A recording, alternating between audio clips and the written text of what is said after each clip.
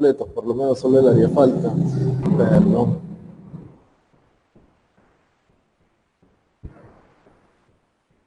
Sí se ve, ¿verdad? Lick, y podría Dígame. comenzar de nuevo con el inicio de la clase. Lo que pasa es que se le escuchaba todo cortado y sinceramente no le entendí nada de las operaciones bancarias. Ah, perfecto. Decíamos que las operaciones bancarias son las diversas formas por las cuales un banco y su cliente acuerdan realizar algún tipo de negocio, para dejarlo un poquito más claro, realizar cualquier tipo de negocio, ya sea que usted va a depositar o que usted solicita algún crédito. Esto supone que usted entrega un bien, pero ese bien no lo entrega con la intención de que la otra persona, entiéndase en el caso de que usted es una persona natural, usted no va a dejar el dinero con la intención de que el banco se quede con ese dinero. Y tampoco el banco cuando le realiza a usted un préstamo no se lo da con la intención de regalárselo, sino que, como dice propiamente, es un préstamo. Ah, ya apareció por aquí David. Por esa razón, esa entrega de bien no implica lo que es una tradición. ¿Por qué? Porque la tradición, ¿recuerdan qué significa tradición? ¿O qué es la tradición? ¿Tradición de bienes? Traslaticio de dominio de un bien. Un título traslaticio de dominio. ¿Pero qué implica?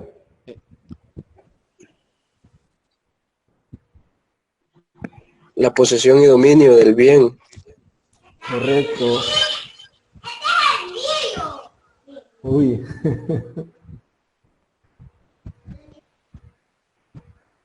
Bueno, continuamos con eso.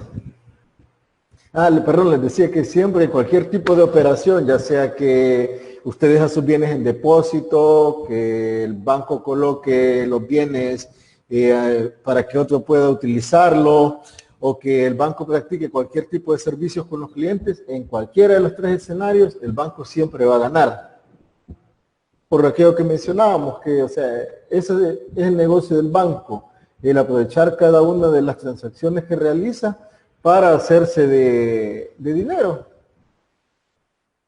Vamos a la parte de las características de las operaciones bancarias. Dice que pueden ser de tres tipos, pueden ser onerosas, bilaterales y consensuales. ¿Por qué son onerosas? Porque toda operación bancaria genera utilidades, ya sea para usted como persona natural que va a dejar un depósito, mencionamos que usted se lo pagan, por ejemplo, al 3% anual. Usted va a tener su utilidad, que va a ser mucho menor que la del banco, es diferente, pero tiene utilidades.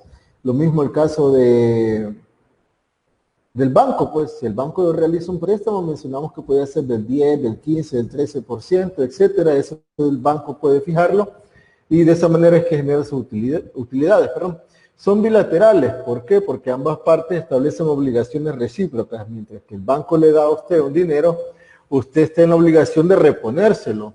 Igual si usted va a hacer un depósito como la figura del ahorro, el banco está en la obligación de administrarle ese dinero, de prestarlo, o en todo caso, por el simple hecho de que usted lo fue a dejar para cierto tiempo plazo, vamos a decir,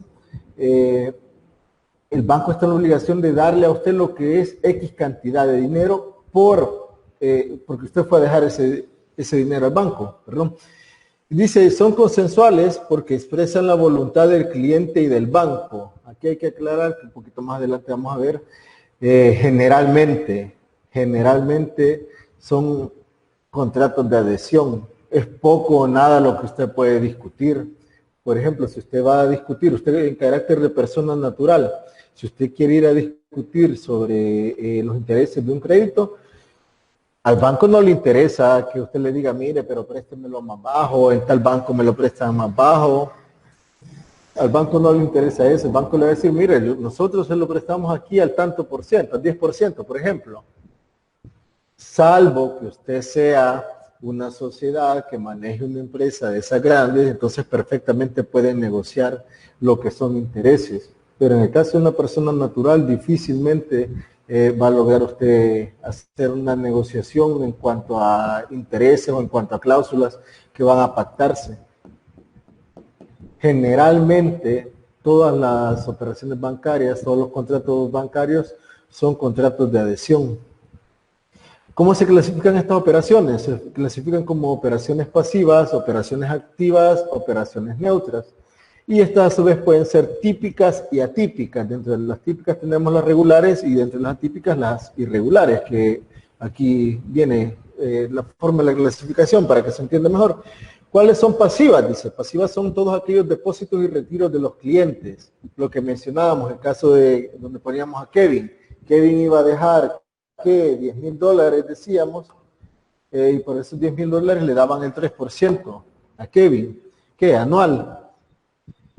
El depósito o retiro que realice, el depósito o retiro que realice Kevin, entonces ese se va a convertir en una operación pasiva. ¿Cuáles son las operaciones activas? Son aquellas donde se otorgan créditos de parte de los bancos. Siempre el mismo ejemplo donde poníamos que Raquel era la que necesitaba el dinero. Raquel era la que necesitaba el dinero, acude al banco, el banco le dice, mire, le voy a prestar la cantidad de $10,000 al 13% de interés para un año. Raquel está en la obligación de estar abonando mensualmente X cantidad, a donde va incluido intereses más capital y cualquier otra cosa que se le ocurra al banco cobrarle. Dice neutras porque no interviene en la actividad de otorgar fondos de una u otra parte, como servicios de transferencia, pagos por cuenta de cliente, etcétera. Por ejemplo, aquellas actividades que usted va a realizar donde va a pagar un recibo, o aquella actividad donde simplemente va a hacer una transferencia de su cuenta para otra cuenta, etcétera. Son típicas, esto creo que se entiende fácil, que son todas aquellas que están reguladas en la legislación nacional. Pongo aquí el ejemplo, la parte de las tarjetas de crédito, emisión de tarjeta de crédito. Por aquí se las tenía para que más o menos vieran. Eso, aquí está el decreto 181.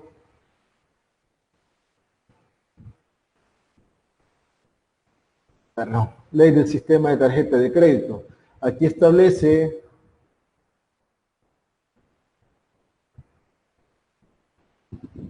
ahora sí creo que se ve bien. ¿Cuál es el objeto de la ley?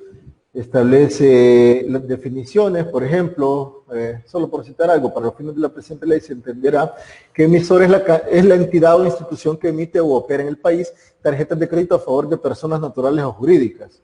Coemisor es el administrador o gestor de tarjeta de crédito. Titular de la tarjeta o tarjeta viente, como se le llama, es la persona natural o jurídica habilitada para el uso de la tarjeta de crédito y quien se hace responsable de todos los cargos y consumos realizados personalmente o por los autorizados por el mismo. Titular tradicional, que es tarjeta de crédito.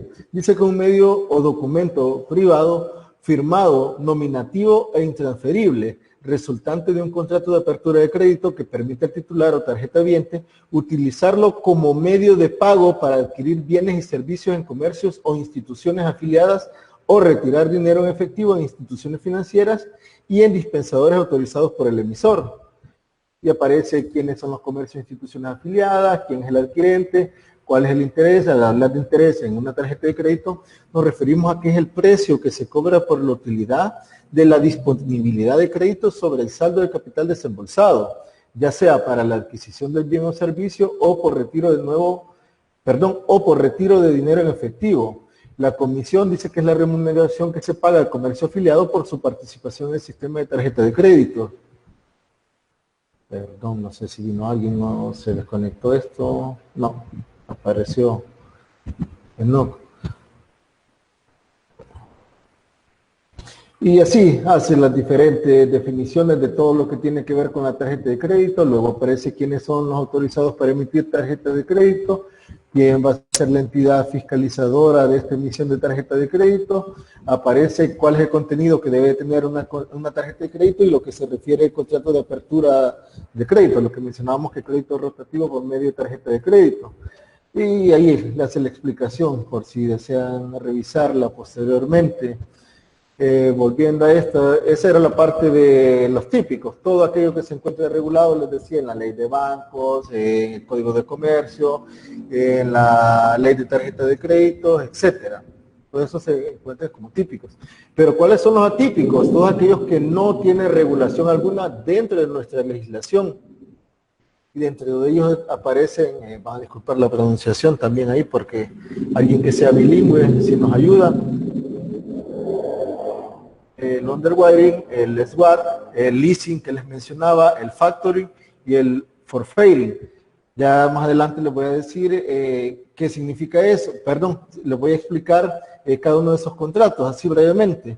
Dice que son regulares cuando surgen con el origen de los bancos, es decir, cuando la transacción que realiza ya cuando el banco está constituido, y son irregulares si surge durante el desarrollo del banco, es decir, cuando el banco está en su creación, que se está realizando cualquier actividad, ya sea con el Banco Central de Reserva, o como más adelante lo vamos a ver, cuando está realizando una actividad específica con otro banco. Ya les voy a mostrar a lo que se refiere.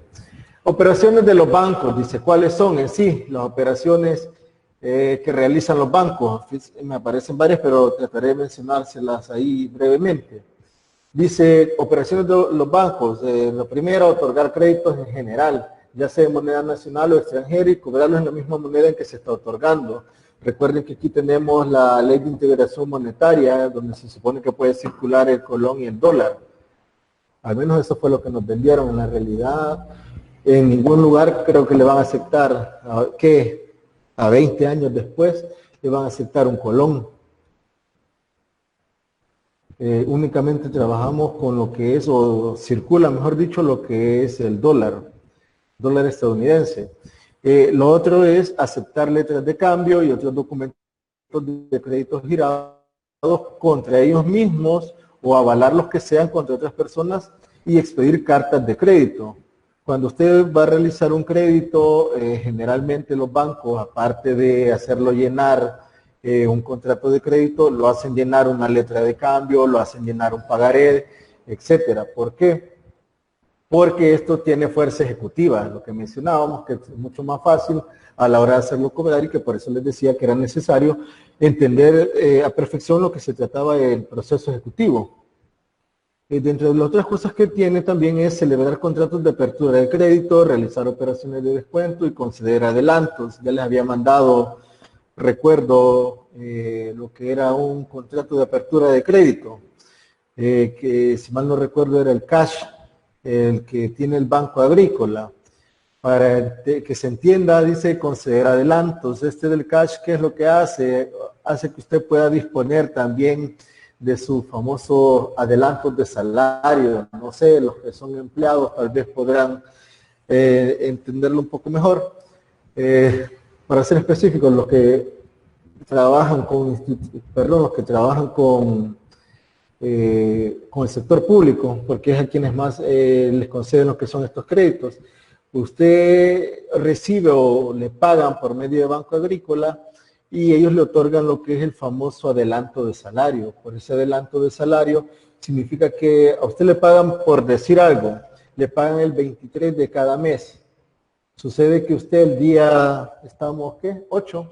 Al día 8 de agosto ya no tiene dinero. Usted necesita disponibilidad, necesita solventar alguna emergencia, lo que sea. Como usted ya se acabó lo que es su salario, este banco le realiza lo que es concederle adelantos, para que se entienda. ¿Qué significa? Que usted puede disponer del dinero aún que no lo ha recibido. ¿Qué es lo que hace el banco? Que una vez usted saca el dinero, usted tiene que pagar una cantidad de interés. Si mal no recuerdo, es el 5%, no estoy seguro, la verdad. 5%, por decir algo, 5% que usted tiene que pagar por cada $100. ¿Qué ocurre? Ocurre que usted saca $400, usted tiene que pagar $20. ¿Qué es lo que hace el banco? El banco no va a esperar que usted vaya a dejarle esos $400. Una vez le hacen el depósito de su salario, el banco inmediatamente sustrae esos $400. Es decir, se los queda, se los descuenta, se los debita a usted. Dice realizar operaciones de factoraje. Como les decía, más adelante les voy a explicar esto, pero no sé si tienen alguna idea de lo que es el factoraje. ¿Alguien? ¿En qué consiste el factoraje?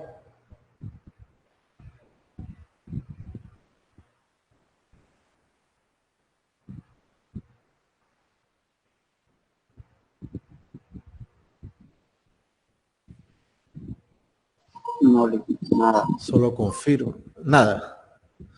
Perfecto. El factoraje no es nada más que comprar documentos de crédito a instituciones donde existe alguna mora, digamos, o donde existe una cartera de las personas que no han pagado.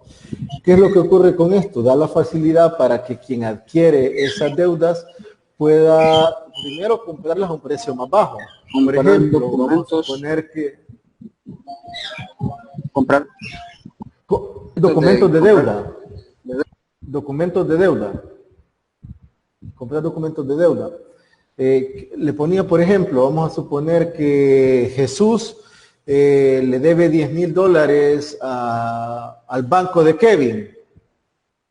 Pero es que viene Kevin y que lo que quiere hacer él no quiere cobrarlo. Cree que Jesús se tardaría mucho en pagar, etcétera. Ya estaba Jesús en una insolvencia.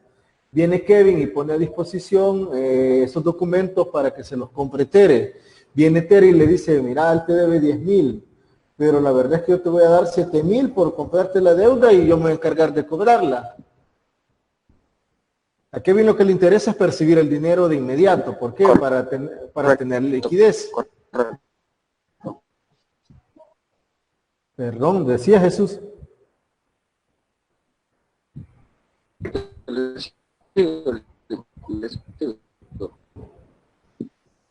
No le escucho lo que es nada, se escucha entrecortado.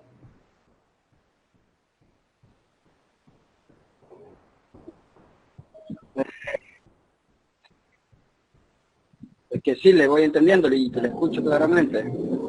Ah, perfecto. Bueno, les decía, Kevin lo que le interesa es tener la liquidez. ¿Qué es lo que hace Kevin entonces? Le dice a Tere, sí, te voy a vender.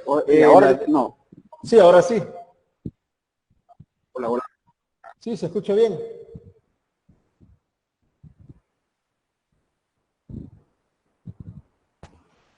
Les decía, entonces Tere dice, bueno, yo me voy a encargar de cobrarle esos $10,000 a Jesús. Y viene Kevin y se lo vende. ¿Cuál va a ser la ganancia de Tere? Que Tere va a ir a cobrar $10,000 más los intereses. Para que más o menos me entiendan, de esa forma es que funciona lo que es el factoraje. No es nada más que comprar documentos de deuda para después realizar los cobros. La ganancia está en que usted los compra a una cantidad menor y va a ir por la cantidad total que se debe más los intereses. Déjenme, sigo por acá y cuando lleguemos ahí... Sería una ventaja. ¿Perdón? Sería una como ventaja para quien realmente los compra, ¿verdad? Porque el que necesita... Correcto, para quien se dedica a esta parte de... Correcto, es una ventaja porque para quien se dedica a esto del factoraje es un buen negocio.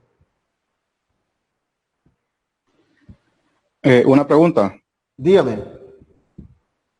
Ulises, solo quería saber si eso mismo es, porque como que hay empresas de abogados que compran esa deuda y son los que después le están hablando a la persona que pague, no sé si es la misma. Generalmente la gente que le habla para que las personas paguen son oficinas de recuperación de créditos en mora, que esos trabajan siempre con el banco, solo que el banco les paga aparte para que ellos realicen ese trabajo.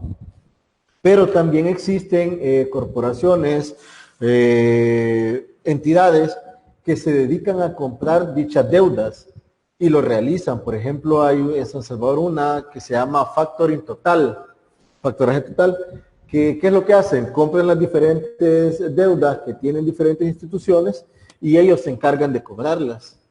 Pero sí puede funcionar o sí funciona así como usted lo está planteando, Ulises. Solo aclararle que en la mayoría de casos cuando le están hablando, mire, le hablamos de X lugar, por ejemplo, Puntual, vamos a poner, le hablamos de Puntual, sucede que usted tiene una deuda con el banco, la deuda asciende a tanto, nosotros lo invitamos, le estamos haciendo un descuento, acérquese a pagar, si debe $2,000 solo va a pagar $1,000, etcétera. Esa es una oficina de recuperación de créditos en mora. ¿Por qué? Porque estos que se dedican al factoraje lo que hacen es demandarlo, porque si lo demandan van a cobrar mucho más de lo que pueden llegar a conciliar o arreglar con usted. Entonces el banco no No sé si interviene. le queda claro. O sea que el banco no interviene, solamente reconoce que existe esa como figura para que alguien más pueda como comprar esa obligación para ganarle a ellos, ¿no? En el caso de la recuperación de créditos en mora, el banco tiene un despacho, vamos a llamarle así, un despacho para que ellos se encarguen de recuperar la mora. Cuando el banco necesita liquidez, le interesa más el dinero, pone a disposición esto que es el factoraje. Es decir, que vende las deudas para que otro pueda cobrarlas. Comprendo. El banco no interviene directamente en la operación, o sea, porque no es él el que la cobra. Simplemente lo que hace es vender la deuda para que otro sea el encargado de cobrarla. Ok, perfecto. Bueno. Gracias, Lick. Bueno.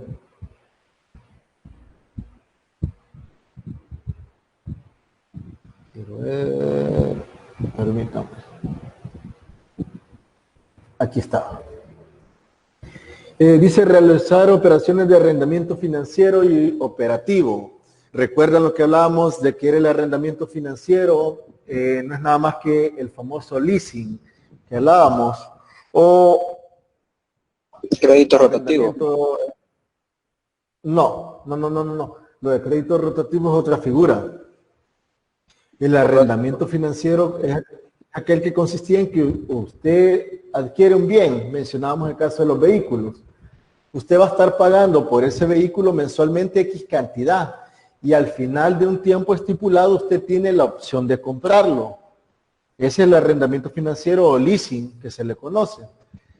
Y el otro es el arrendamiento operativo, lo cual no es lo mismo que arrendamiento financiero. ¿Cuál es la diferencia entre el arrendamiento financiero y el arrendamiento operativo?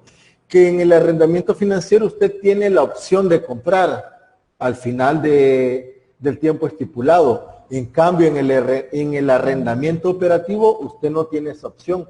Simplemente usted va a estar pagando mensualmente por utilizar un servicio. ¿Cuál es la ganancia o la figura de todo esto? La ganancia en todo esto es que usted, si es empresario, usted se lo puede descontar todos estos gastos, se los descuenta en la renta. Entonces a usted no le va a aparecer reflejado como activo ni pasivo. ¿Por qué ocupa mucho esta figura? Cuando alguien no quiere, por ejemplo, que le puedan embargar un vehículo o que esté a nombre de él. ¿Qué es lo que hace? Simplemente lo ponen a nombre de X empresa y que esta empresa se encarga de ir a sacarlo. Un vehículo, vamos a suponer que va a Grupo Q o va a Excel. Ellos le otorgan lo que es el vehículo, vamos a hablar que es un vehículo nuevo. Usted va a estar pagando durante, ¿qué? 60 meses plazo, vamos a suponer, por el arrendamiento de ese vehículo. Al final el vehículo en el arrendamiento operativo no va a ser suyo, va a regresar a manos de Grupo Q o a manos de Excel para que ellos lo vendan posteriormente como un usado seguro, si lo quiere ver así. En el arrendamiento financiero es diferente, en el arrendamiento financiero o leasing que les mencionaba, usted está pagando mensualmente, pero al final del tiempo usted tiene la opción de poder comprarlo. No sé si se entiende esa parte. Sí, se entiende, Lee. Sí, Lick. Vaya, perfecto. De lo siguiente dice emitir o administrar medios de pago tales como tarjetas de crédito, de débito, cheques de viajero, etcétera, que eso creo que se entiende perfectamente, ya lo habíamos mencionado. El otro es otorgar fianzas, avales y garantías que constituyen obligaciones de pago. Igual, ya habíamos mencionado eso, creo que no representa mayor explicación. Efectuar operaciones con divisas o monedas extranjeras, mantener activos y pasivos en monedas extranjeras, participar en el mercado secundario de hipotecas, efectuar operaciones de titulación de activos, negociar con su propia cuenta o por cuenta de terceros, instrumentos de mercado monetario tales como pagarés, certificados de depósitos, operaciones de comercio internacional, contratos de futuro, opciones de producción y productos financieros, etcétera. Operaciones de confianza, que dice que eran operaciones neutras. Todos los bancos pueden efectuar las siguientes operaciones de confianza, para que se entienda la parte de las operaciones neutras. Recibir en custodia fondos, valores, documentos, objetos y alquilar cajas de seguridad para guardar valores como los enumerados. Por lo menos, en lo que yo conozco, no sé los demás, hablando de un banco propiamente dicho, yo no he visto o no conozco en El Salvador un banco que guarde documentos. Yo le estoy hablando desde mi conocimiento. No sé si alguien tenga conocimiento de algún banco donde haya ido a guardar algún tipo de documentos, joyas, etcétera, a un banco. No sé si alguien tiene conocimiento. Aquí en El Salvador. No conozco No, o eso. sea, por lo menos sé que... Pero sí, en varios países sí se ve eso, realmente, ¿verdad? Sí, correcto. En otros países sí se ve. Por ejemplo, en España sí sé que lo hacen. En Argentina sé que lo hacen y no recuerdo qué otros lugares sí lo realizan. Pero aquí en nuestro país, para nada. Por lo menos hasta donde yo conozco. No sé si existirán bancos que ahora estén prestando ese servicio. Pero anteriormente no. Lo otro dice que pueden comprar y vender por órdenes y cuentas de sus clientes toda clase de valores mobiliarios, tales como acciones, bonos y otros. Hacer cobros y pagos por cuenta ajena, efectuar otras operaciones por encargo de sus clientes, siempre que fueran compatibles con la naturaleza de los negocios bancarios. En estos casos no se aplica privilegio bancario, que eso más adelante vamos a ver esa parte del famoso privilegio bancario. Actuar como depositario judicial y extrajudicial, esto sí lo hacen. Generalmente cuando ocurre los famosos embargos, ellos se convierten en depositarios judiciales o extrajudiciales. Actuar como liquidador en toda clase de negocios pertenecientes a personas naturales o jurídicas y siempre que tales negocios no se hallen en estado de quiebra o insolvencia. ¿Por qué? Porque para eso ya se le aplica lo que es otro proceso, el famoso juicio por quiebra que estaba contemplado en el código anterior. ¿Quiero ver? Esta es la que acabo de mencionarles.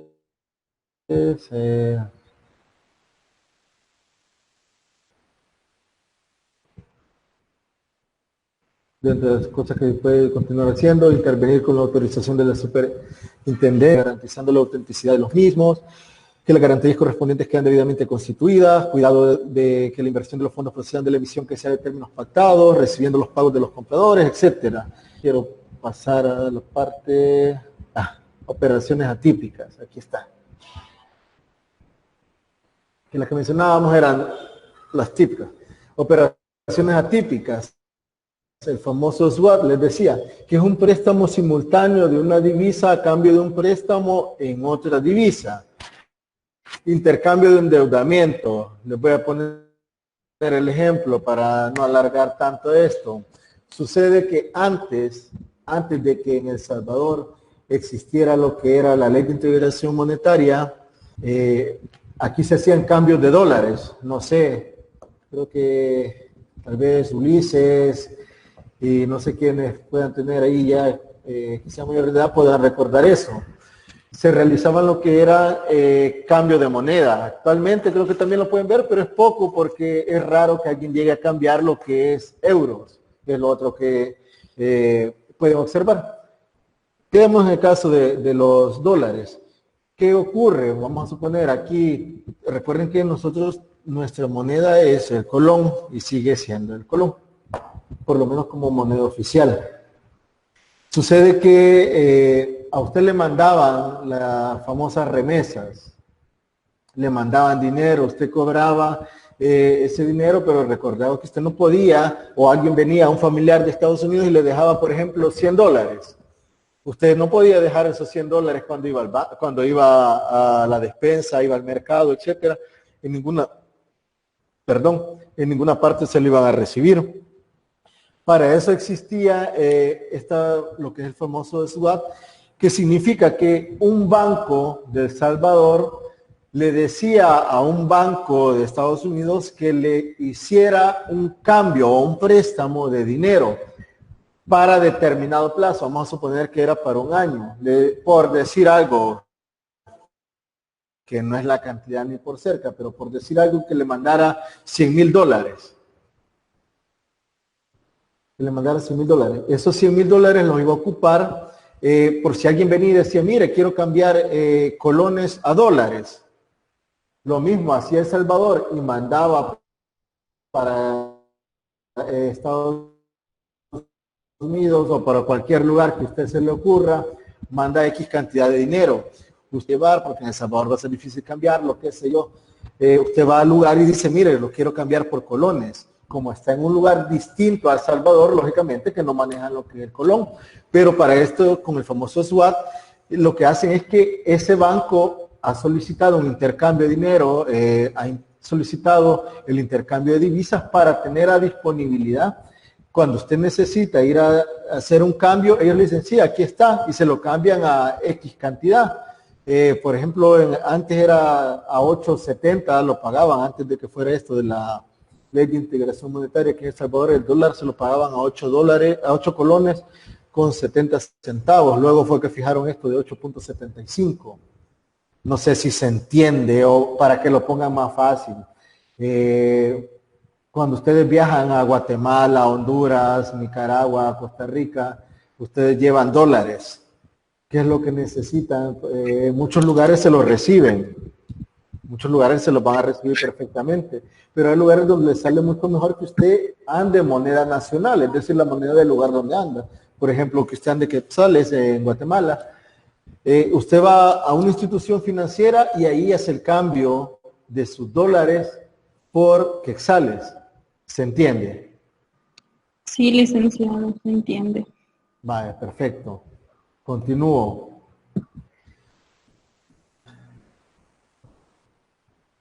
El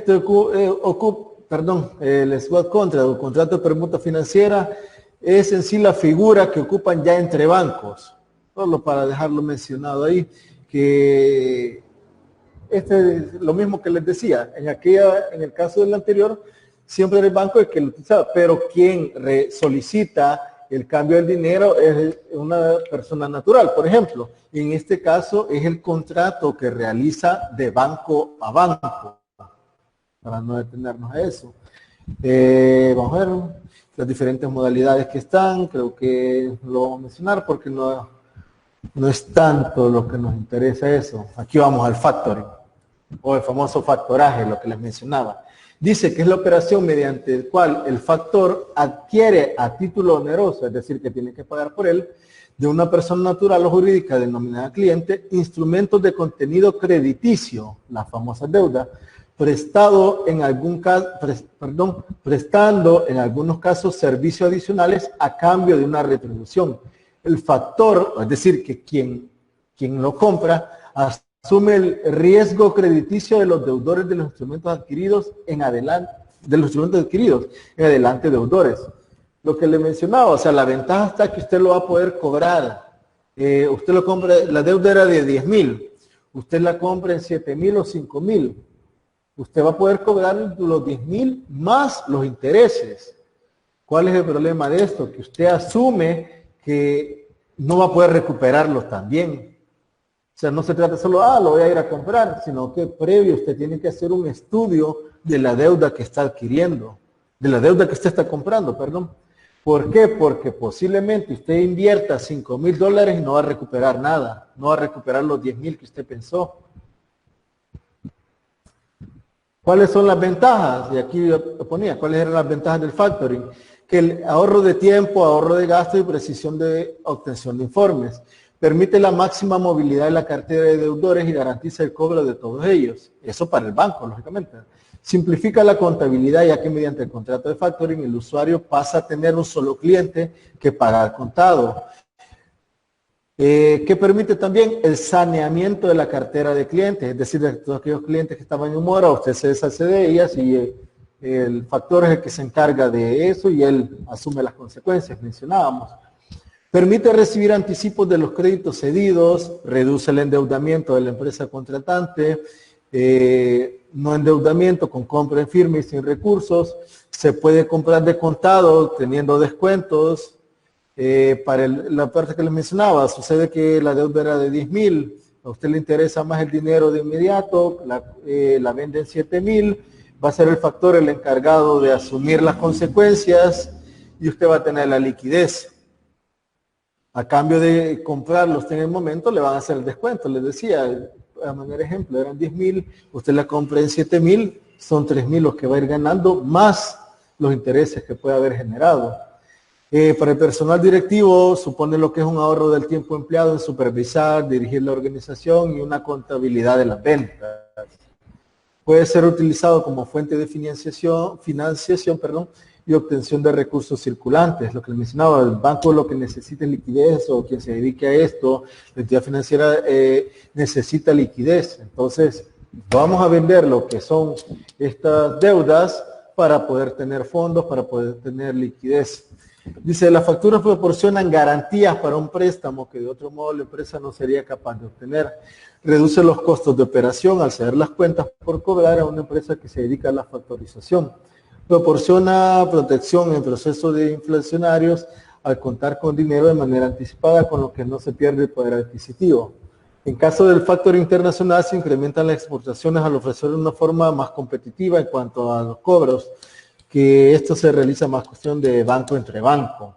Eliminación del departamento de cobro de la empresa, es lo que mencionábamos, que muchos bancos, la parte que mencionó Ulises, muchos bancos, el que recuerdo que lo tenía hasta hace un par de años, si ustedes han tenido la oportunidad de ir al Banco de Fomento Agropecuario, que está aquí en la esquina del Parque Cañas de San Vicente, van a ver que hay un departamento que dice cobros. Esos departamentos, si ustedes utilizan el famoso factoraje, lo eliminan por completo. ¿Por qué? Porque ya no se va a dedicar a los cobros de estos.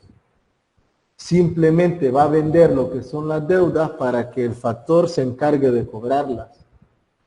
Entonces le va a significar a usted una mayor liquidez, le va a significar el ahorro de espacio porque va a eliminar ese departamento de cobro, le va a significar también lo que es un ahorro porque ya no va a estar pagando por ese personal que se dedica a los cobros, etcétera.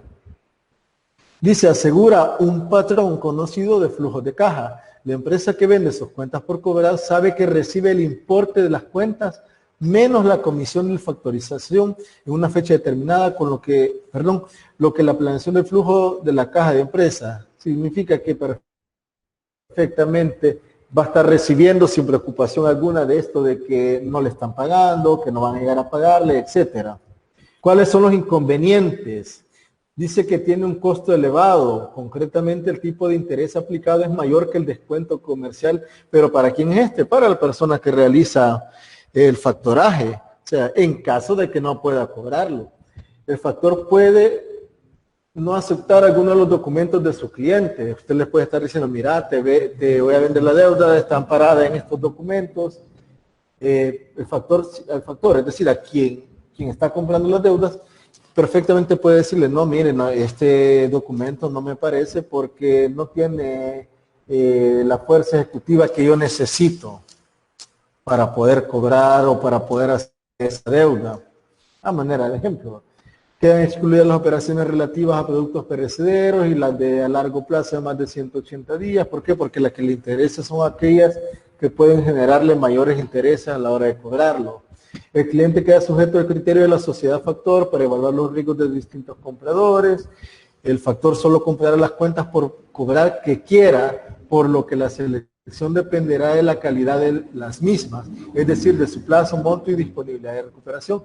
Lo que les mencionaba, si usted trabaja como factor, usted necesita antes de comprar o de adquirir esas cuentas por cobrar, dichas deudas, para que se entienda, usted necesita realizar un estudio. ¿Por qué? Porque tiene que ver cuál es el plazo, cuál es el monto y la disponibilidad de recuperación. Esta parte de la disponibilidad de la recuperación no es nada más que usted tiene que investigar si es factible o no cobrar dicha cuenta. ¿Por qué? Porque en muchos casos son cuentas irrecuperables. Usted va a hacer la inversión, les decía de manera de ejemplo, de $5,000 por querer recuperar $10,000 y al final no va a recuperar lo que es nada. Y si lo va a recuperar, qué sé yo, para 15, 20 años. Yo les había mencionado, no sé si recuerdan, voy a hacer una pequeña pausa en esto, no sé si recuerdan los casos de los embargos, si lo vieron en el proceso ejecutivo, el embargo. Sí, ¿verdad? O por lo menos lo mencionamos en la clase anterior. O no lo mencionamos en esta, lo mencioné en proceso. No, en esta también lo mencioné, creo. O solo lo mencioné en procesal, civil y mercantil. Recuérdenme. Procesar creo que fue. En procesal. Bueno, perfecto. Perfecto. El embargo no es nada más que una figura para asegurar el cumplimiento de una obligación. Sucede que el embargo usted lo puede trabar en diferentes bienes. Uno de ellos es el salario.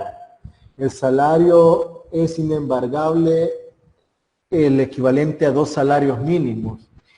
Es decir, que es $608,10, usted no los puede embargar. Usted puede embargar más de $608,05. Alguien gana $700. A esos $700 usted le va a restar $608,10. Y al excedente, es decir, a lo que le sobró, a esos 91 dólares con 80 centavos, si no me equivoco. Eso sería el embargado. Pero eso sería, ¿verdad? Si restamos hacia 700, le restamos 608,10. Saquen la calculadora a la mano, que en la mente me salen que son 91,80.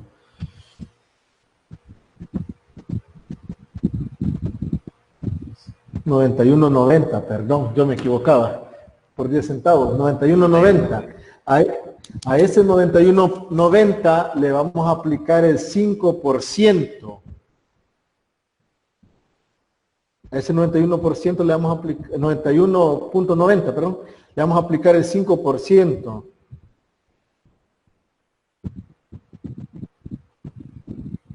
No es nada más que $4,59 lo que le va a estar embargando a una persona, hablando que usted le está embargando el salario. Eso va a ser lo que usted le va a poder embargar en el salario a una persona. 4.59 o 4.60, no, 4.59. Una consulta. ¿Eh? Pero Dígame.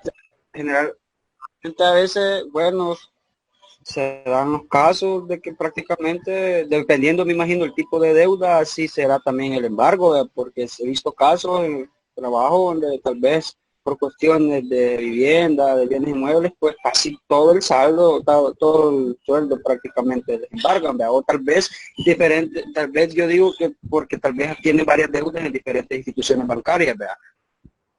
Puede ser un caso, una consulta. Fíjese que no, Jesús, no se puede. Hasta antes del 2010 sí se podían realizar ese tipo de embargos. Prácticamente las personas no le daban lo que era nada de salario.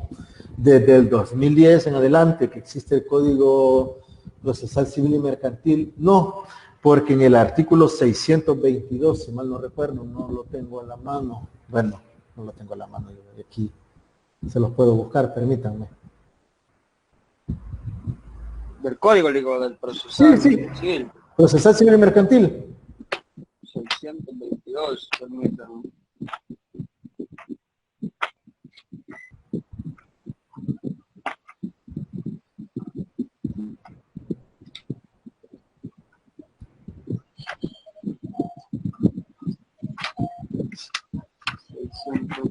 dos,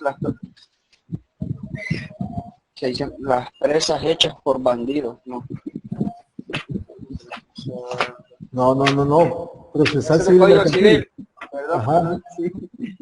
Sí.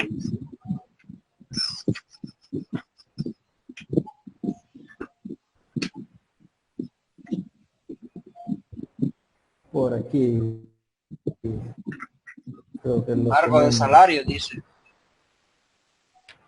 Embargo de salario, dice el artículo 622. También es inembargable el salario, Sí, sueldo, pensión, retribución o su equivalente en cuanto no exceda de 2 salarios mínimos urbanos más altos correcto, vigentes correcto.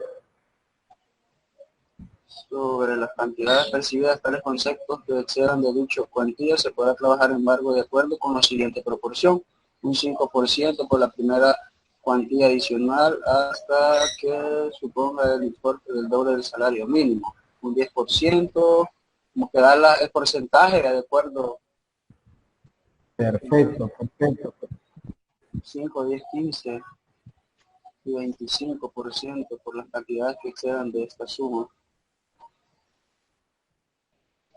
No sé si quiere que lo lea completo, Lick, no sé.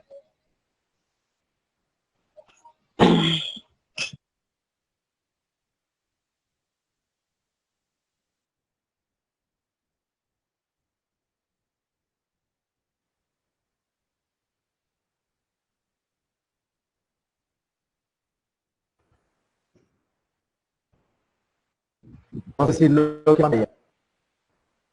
Aquí se lo estoy poniendo. Estoy poniendo, ¿ven o no?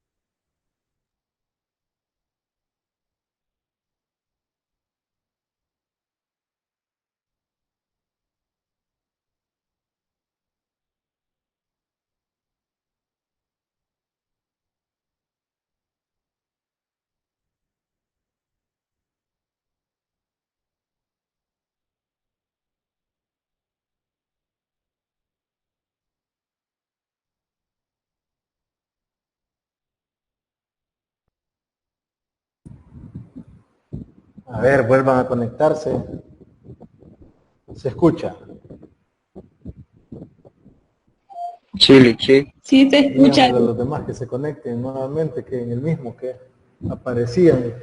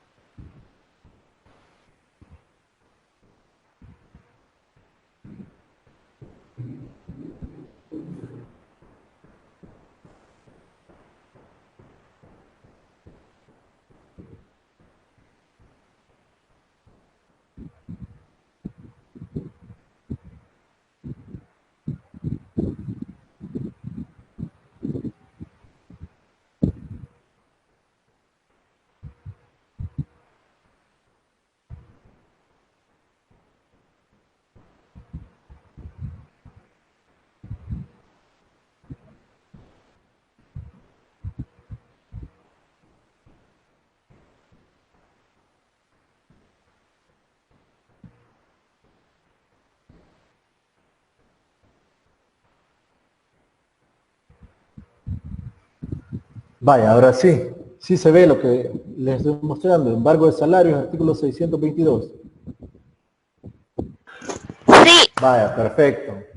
Jesús creo que era que lo estaba leyendo, ¿verdad? Decía, Sí, vaya, perfecto. Dice el embargo de salarios, también inembargable el salario, bueno, desde el 621, porque que habla qué cosas no son embargables. Dice,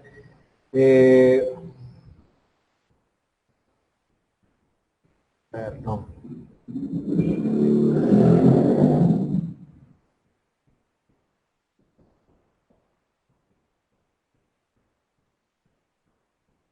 Estamos hablando de las diferentes formas, bueno, que era el embargo, no era nada más que una medida para asegurar el cumplimiento de la obligación. Dice que el 616 habla de los efectos del embargo, que dice que decretado el embargo, los bienes a que se refieren quedarán afectos a la ejecución, es decir, al momento que usted quiera que se cumpla con la obligación. El embargo se puede realizar mediante un ejecutor de embargo de conformidad al 617 o mediante un oficio de conformidad al 618. En todo caso, el artículo 619 establece qué cosas podrían o no podrían embargarse, hasta qué límite, etcétera. El 620 establece cuándo se va a declarar nulo un embargo y el 621 establece qué bienes son inembargables.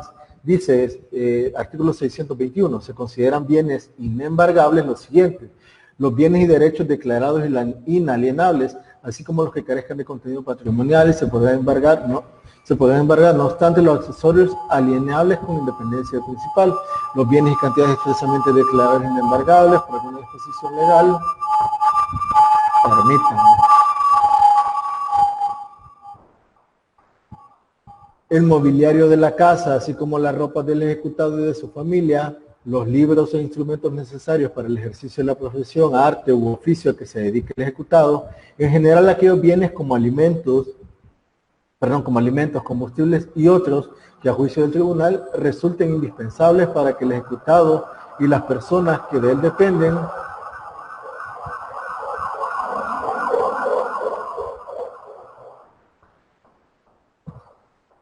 perdón, es que es la hora de que utilizan con el protocolo. A esta hora están enterrando a los fallecidos por lo del COVID.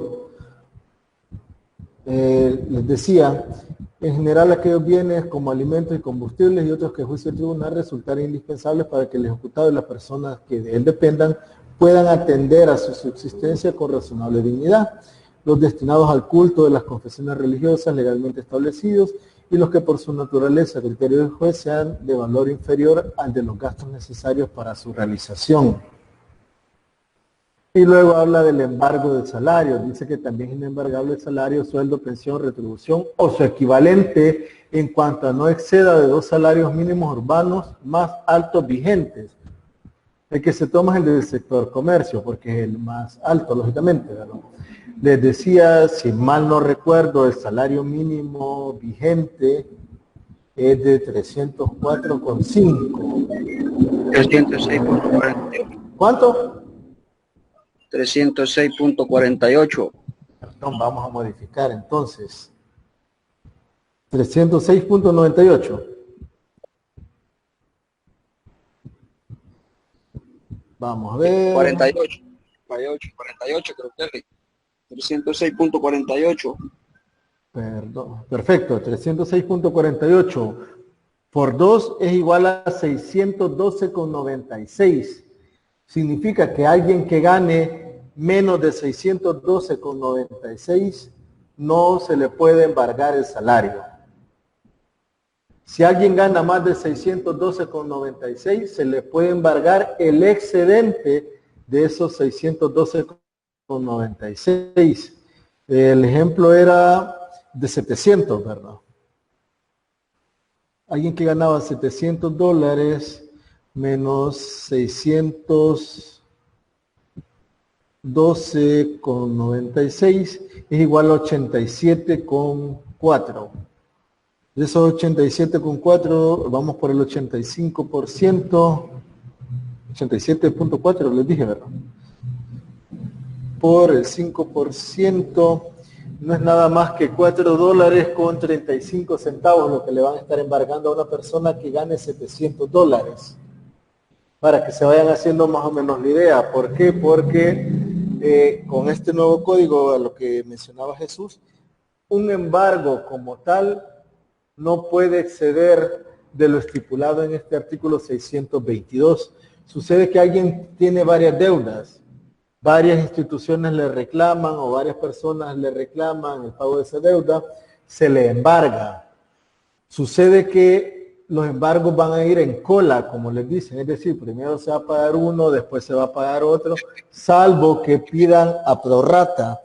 Ese término creo que lo conocen. No, en todo caso, si no lo conocen, significa que esta prorrata se va a dividir entre todos los deudores la cantidad que se ha embargado a la fecha para poder darle a cada uno una parte y poder ir solventando de cierta forma o bajándole esa deuda. Si el embargo excede de los límites fijados, inmediatamente se debe declarar nulo. Y establece las diferentes formas en cómo se hacen los embargos en cada uno de los bienes. Pero sí, es necesario que manejen esto porque les puede servir. No sé si les queda Una clara consulta. Dígame. En cuanto al inciso segundo sobre las cantidades percibidas, vea, como usted estaba comentando, que una va tras otra, ¿verdad? Vea, digamos, Sí. primero sería aplicable en cuanto a la primera cuota sería por el 5%, luego la segunda sería por el 10%, o esas cuotas se aplicarán de acuerdo a los deudores. Por ejemplo, a alguno primero se le va a pagar el 5%, al segundo el 10% y así sucesivamente. No. Ese- No. Esta parte, estamos hablando del 622, ¿verdad? correcto, el inciso segundo y los porcentajes. Va, dice sobre esto, sobre las cantidades, sobre las cantidades percibidas en tales conceptos que excedan de dicha cuantía, se podrá trabar embargo de acuerdo con la siguiente proposición. Permítanme, quiero ver si no sale por aquí. No sé si tengo...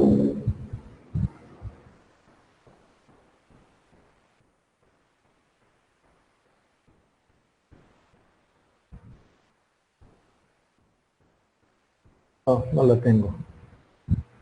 Pensé que la tenía. Permítame. Quiero ver si ando algo aquí.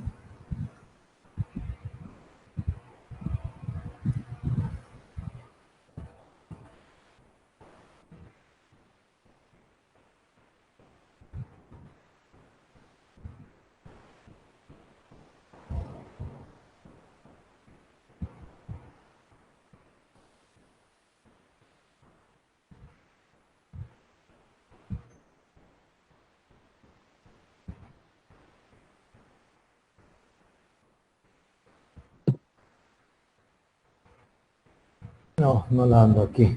Les quedo mal. Se lo voy a explicar así. Sucede que si alguien gana $1,000, estamos hablando que ¿cuántos salarios mínimos encontramos en $1,000? Casi los 3 salarios mínimos, ¿verdad? 3,5 casi. Ahorita lo saco aquí. 300, perdón. 3,5 casi. 3 1,000 dije, salarios, ¿verdad? ¿sí? 3 salarios. 306, ¿con cuánto me dijeron? Con 48, ¿verdad? Salen 3.26, o sea que sería 3 salarios y una cuarta parte, lo que saldría. Perfecto. Síganme voy a intentar aquí. Permítanme que no tenía.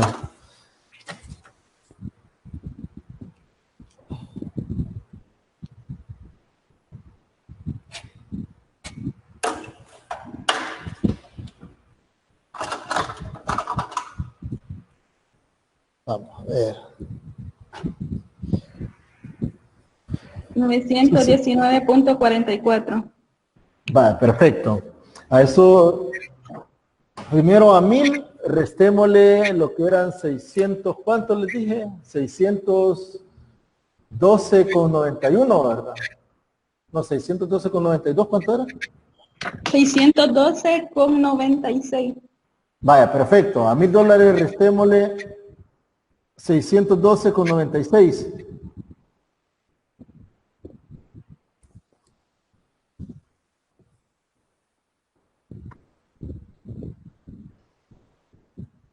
$387,4. 387,04. Perfecto.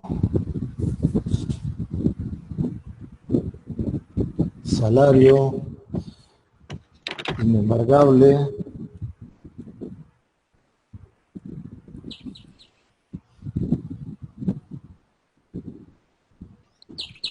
Embargable. Y a este 307, perdón, 308, perdón, 387, perdón. 387.04 le vamos a embargar el 5%. ¿Por qué? Porque dice el 622, dice un 5% para la primera cuantía adicional, es decir, la que sobrepasa los 2 salarios mínimos, hasta que suponga el importe del doble del salario mínimo.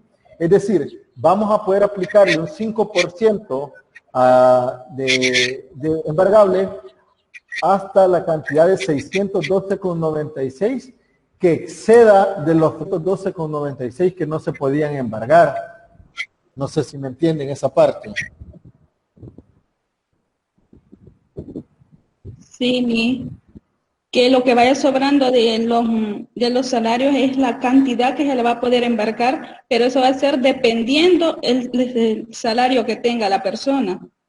Correcto. En este caso de 387,04 decíamos, el 5% a embargarle sería, serían 19,35.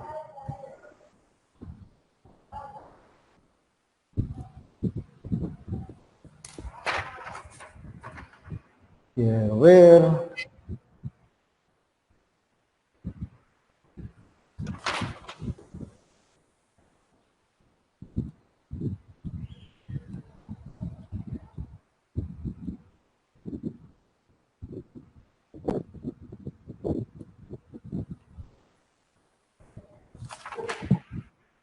No sé si...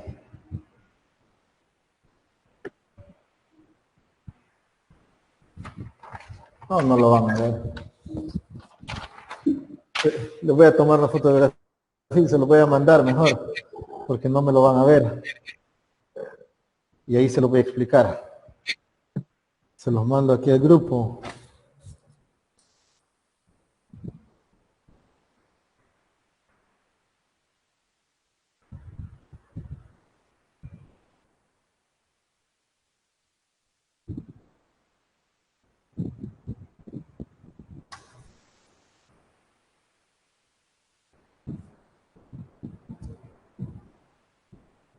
Vaya, se los mandé ahí al grupo de WhatsApp. Si ustedes observan la cantidad o el salario que percibe la persona, dice que es de $1000. De esos $1000, 612,96 son inembargables. ¿Por qué? Porque el artículo 622 nos establece que es inembargable el salario, el sueldo, pensión, retribución o su equivalente en cuanto no exceda de 2 salarios mínimos urbanos más altos vigentes. Ya nos habían mencionado los compañeros que el salario mínimo urbano vigente actualmente es de 306,42. Sí, 42 creo que dijeron, o 43. 43 creo que dijeron, ¿verdad? Bueno, un centavo más, un centavo menos. 48. Ustedes solo hay que comprobar ahí. ¿Cuánto?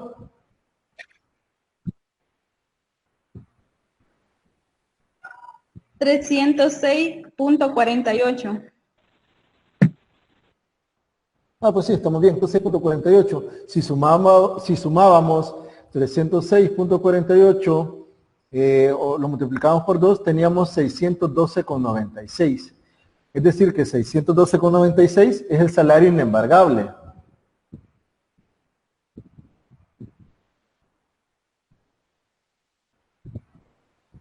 $612,96 es el salario inembargable.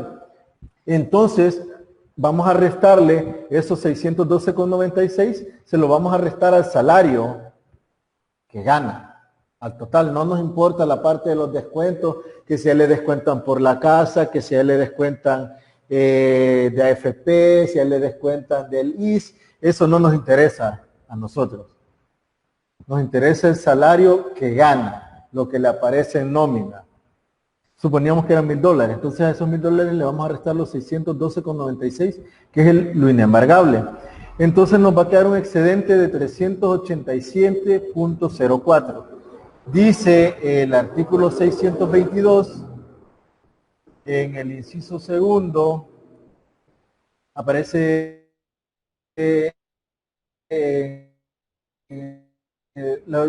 las proporciones. En la primera proporción dice hasta que suponga el importe del doble del salario mínimo. Es decir, que nosotros le vamos a poder aplicar este 5% a lo que es el excedente de 612,96. Siempre y cuando ese excedente no sobrepase los mínimos adicionales. ¿Por qué? Porque si sobrepasa esos 690, bueno, que son 613. Si fueran 613, le vamos a aplicar el 5% a 612,96 y lo que sobre le vamos a aplicar el 10%. Para no confundirnos, no irnos tan adelante en eso, porque eso se lo puedo hacer en otro papelito para que se entienda mejor.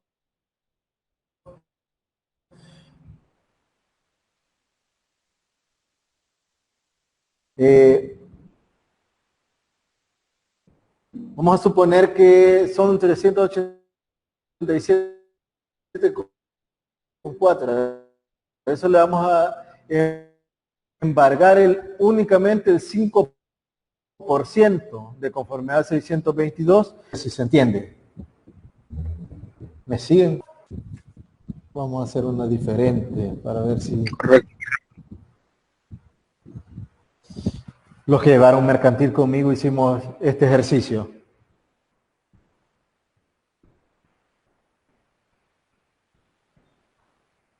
Creo que no recuerdo el... Este del embargo no lo hicimos.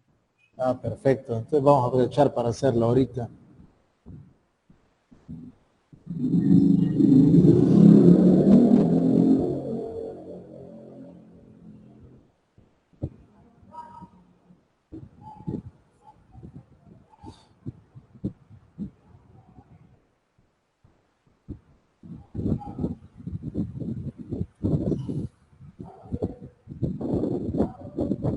Regálenme un momento, lo voy haciendo y se los mando para que lo puedan comprender mejor.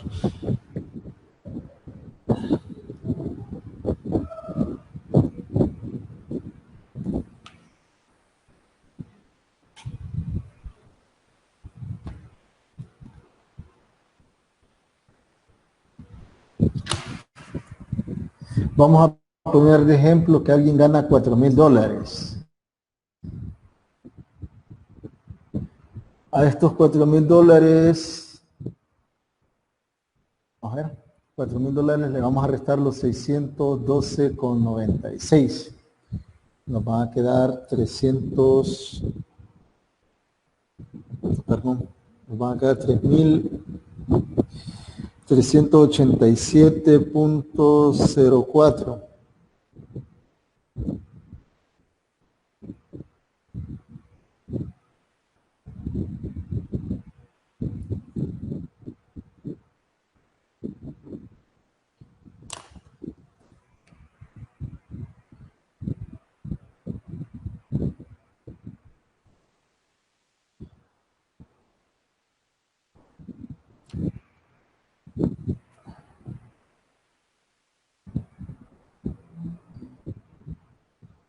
3.387. Uy.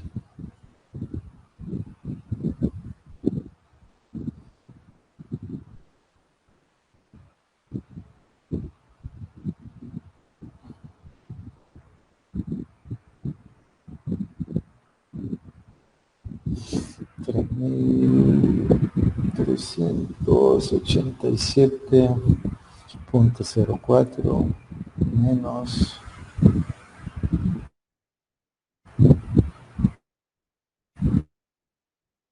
612.96.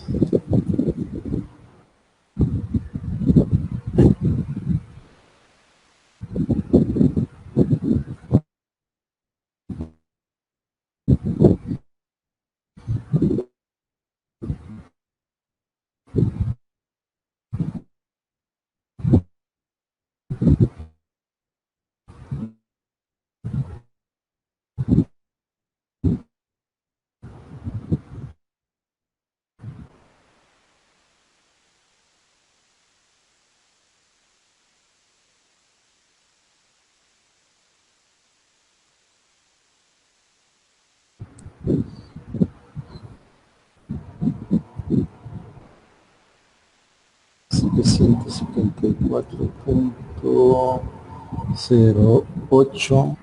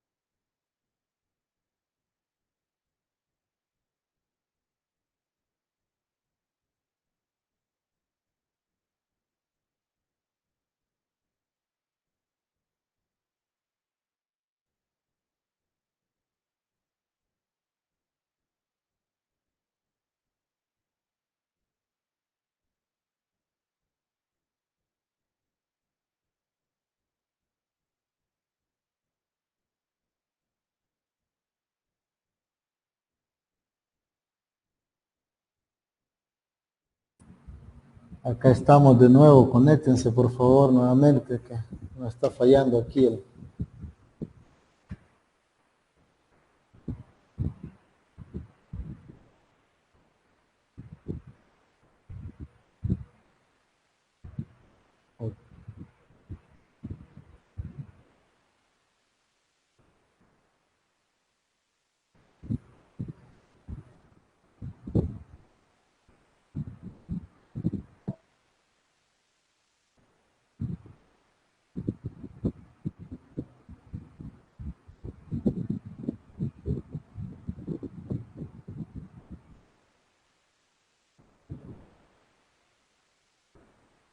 Vaya, les mando aquí, no sé si...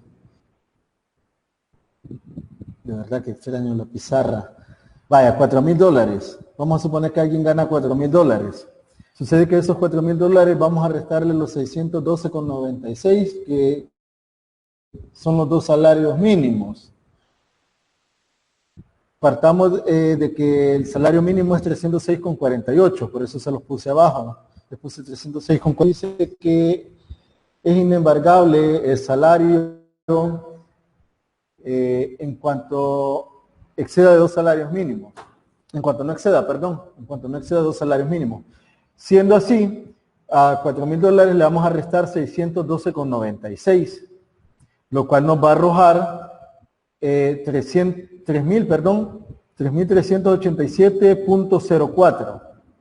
A ese salario le podemos embargar hasta 2 salarios mínimos, a esa cantidad que nos quedó, hasta 2 salarios mínimos. A esos 2 salarios mínimos le vamos a aplicar el 5%.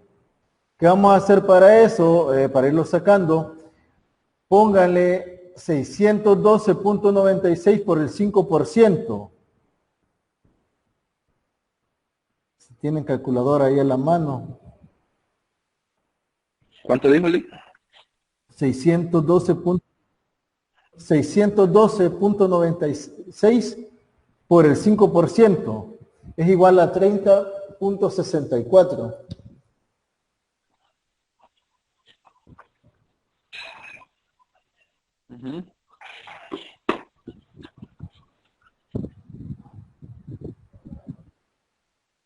Perfecto. Volvamos a la pantallita ahí que perdón, a lo que les mandé. A 3.387.04 nos va a quedar 2.774.08. A este le vamos a sacar un salario. A este le vamos a sacar un salario que equivale a ¿cuánto? A 306.48. A ese 306.48 le vamos a embargar el 10%, siguiendo con la tabla del 622.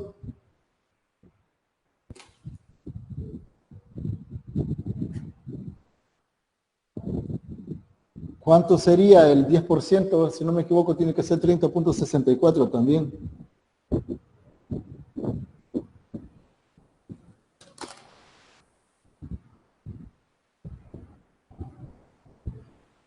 Vaya, a ese salario le decía a 2.774, que es lo que nos ha quedado, le vamos a restar 306.48. A esos 306.48 de conformidad al artículo 622, le vamos a aplicar un 10%, porque es la cuantía adicional hasta el importe equivalente a un tercer salario. No se podían embargar. De ahí agarramos los otros dos salarios que sí les podíamos embargar, pero hasta un 5%. Hoy vamos con el tercer salario de toda esta cantidad, que es la parte de 306.48. A eso le vamos a embargar el 10%. Y de esa manera le vamos a ir aplicando, cada vez le vamos a ir sumando un salario más del 20%. Total que quede, le vamos a aplicar el 25%, es la cantidad que se le va a embargar a alguien que gana $4,000. No sé si logran entender más o menos. Se me conectó.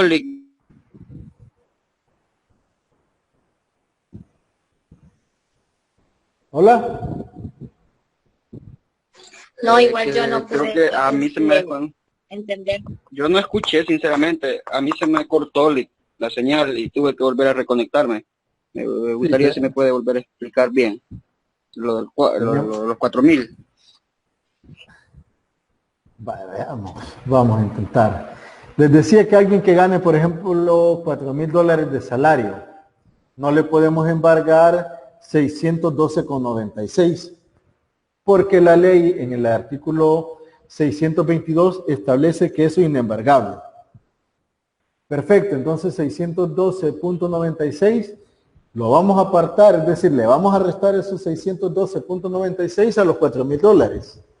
Nos va a dar un total de 3.387.04. Con esos 3.387.04 vamos a comenzar a hacer nuestras operaciones para determinar cuánto es la cantidad de embargarle a alguien que gane $4,000. Pero es que dice el artículo 622, dice que le vamos a aplicar un 5% para la primera cuantía adicional, es decir, adicional a los 612,96, hasta que se suponga el importe del doble del salario mínimo. Significa entonces que a 612.96 le vamos a aplicar nada más el 5%.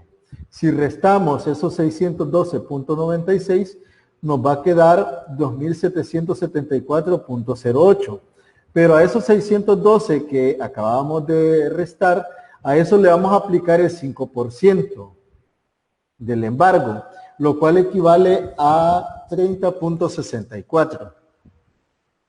Entonces ya tenemos la primera cantidad embargada, lo cual es 30.64.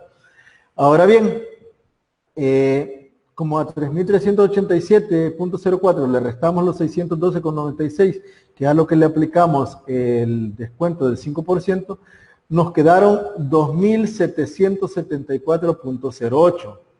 A estos 2.774.08 le vamos a embargar un salario. ¿Por qué? Porque dice que un 10% para la cuantía adicional hasta el importe equivalente a un tercer salario. Entonces, aquí tenemos el tercer salario dentro de lo que cabe en $4,000. Si le restamos, si embargamos este 10% de 306.48, nos va a arrojar la misma cantidad, que es $30.64. Y así vamos a ir haciendo sucesivamente. Vamos a restar un salario más a la cantidad que nos dé, después de restarle $306 a 2.774.08. Ahí le vamos a ir restando una cantidad, hasta que lleguemos al 20%. Después de embargar ese 20%, lo que nos quede, el excedente de estos $4,000, después de irle embargando, lo que nos quede, a eso le vamos a aplicar un 25%. Y al final vamos a hacer la suma de ese 5%, del 10%, del 15%, del 20% y del 25%, y el total es la cantidad que se le va a embargar a alguien que gana $4,000. No sé si... De todos los totales, si me siguen. pero dependiendo del sueldo, ¿verdad? Dependiendo del sueldo, claro. Va a depender del sueldo. ¿Por qué? Porque si alguien gana $1,000, usted no va a pagar nada más que el 5%. Si alguien gana, digamos, 1.500, usted le va a lograr embargar el 10%. Hasta el 10%, o sea, pero le va a aplicar el 5% al excedente de los 612,96. 12 puntos. Ajá. Correcto, 12.96, y a ese le va a aplicar el 5%. Restados esos 612, lo que le sobre de esos 612, que son las dos cuantías adicionales, a ese pedacito que le sobre, ese poquito, esa cantidad que le sobre, le va a aplicar el 10%. Si la cantidad fuera mayor, vamos a suponer que fueran $2,000, sí estoy seguro que le va a alcanzar para un 15%. Si fueran más de $2,000, le puede alcanzar para el 20%. En este caso que estamos hablando que son $4,000, le va a alcanzar hasta el 25% para ir embargando. Pero antes primero embarga 5, después embarga 10, después embarga 15, después embarga 20 y el excedente le aplica el 25%. En cuanto a esa es mi duda. Licenciado, Dígame. ¿y cuál sería lo máximo que se le puede embargar dependiendo del salario? Como que ganara un salario bien alto, más arriba del que ha puesto usted como ejemplo. Digamos, por ejemplo, $10,000, digamos, ya un funcionario público. ¿Cuánto? $5,000, como que ganara más de $4,000. Vamos a suponer que es el secretario técnico de la presidencia. Gana $6,000 el señor Conan. Perfecto. Usted le puede embargar la misma operación que hicimos hasta la cantidad esa. El excedente que le queden de esos $6,000, después de ir aplicando cada una de las fórmulas que les mandé, al excedente le va a aplicar el 25%. Estamos hablando que perfectamente puede andar alrededor de unos $2,000 el embargo que le va a caer a una persona que gana $6,000, por decir algo. Entonces, en ese caso, el excedente de embargo sería el 25%, aunque ganara $6,000. Sí. Pero dependiendo, por eso le decía, primero tiene que ir restando cada una de las cuantías. Tiene que ir restando cada una de las cuantías. Quiero ver. Aquí estoy seguro que tengo algo que les puede servir para que se les haga más fácil de entender. Quiere decir que no puedo aplicar de una vez el 25%, sino que tengo que ir agotando las instancias del 5, 10 y 15%. Interesante lo que pregunta, le explico por qué. Sucede que hay juzgados, correcto, hay juzgados que lo aplican de manera escalonada, que así debe de ser porque esa es la forma en que establece aquí El artículo. En que establece el artículo, correcto. Permítanme, descargo esto y creo que aquí va a ser más fácil que me lo puedan entender.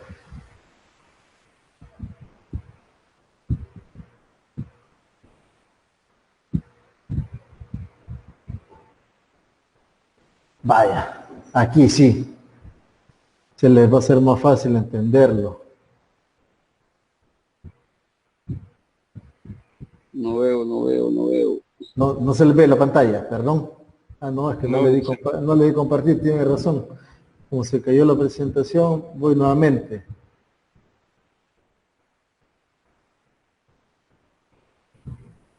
Vaya. Vaya, ahora sí. Aquí está.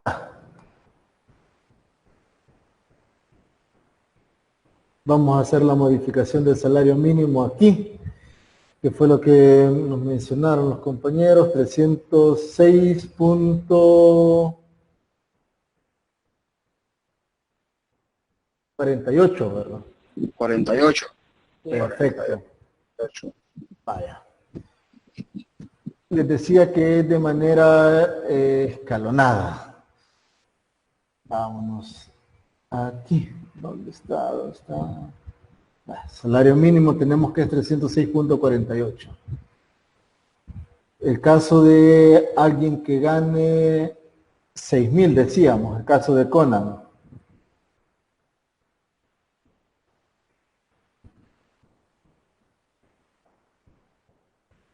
Perfecto. Vale. Si ustedes observan, sí se ve aquí el puntero, ¿verdad? ¿Logran verlo? Sí.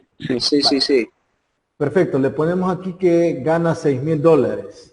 Estos $6.000 le vamos a restar los 612.96, que esta es la parte inembargable, decíamos. 612.96. Entonces nos va a arrojar que podemos embargar lo que son 387. 5.387.04. Perfecto. Ya nos vamos aquí a la tabla. Decía la tabla que comenzamos con esos 5.387 y vamos a agarrar dos salarios mínimos. A esos dos salarios mínimos que equivalen a 612,96, le vamos a aplicar el porcentaje del 5%, que está acá. Eso equivale a 30.65. Yo hice algo mal. Bueno, lo que pasa es que aquí lo tiene aproximado porque me tiene 30.64. Entonces le vamos a embargar 30.65. ¿Por qué? Porque es la primera cuantía hasta que implique dos salarios mínimos. Perfecto. Sucede que de esos 612 le restamos los 612.96. Nos queda que para el tercer salario mínimo son 306,48. A eso le vamos a embargar el 10%. Está aquí. 10% tal y como lo establece el 622. Equivale a 30.65. ¿Por qué? Porque es la segunda cuantía hasta que implique un salario mínimo más.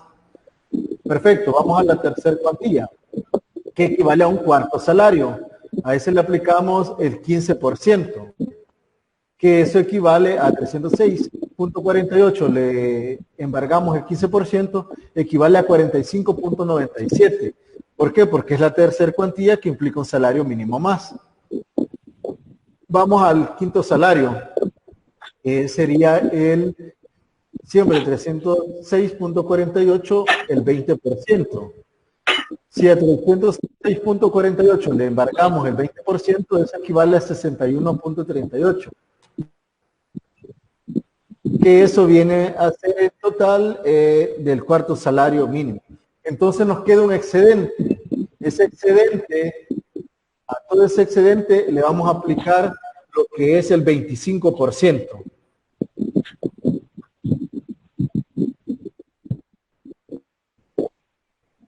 Y nos va a dejar en total que le estaríamos embargando a una persona que gana $6.000, le vamos a estar embargando $1.132 con 22 centavos. Ojo, haciéndolo de manera escalonada. Aquí aparece embargo escalonado. Pero es que mencionaba algo, ¿quién era? Díaz.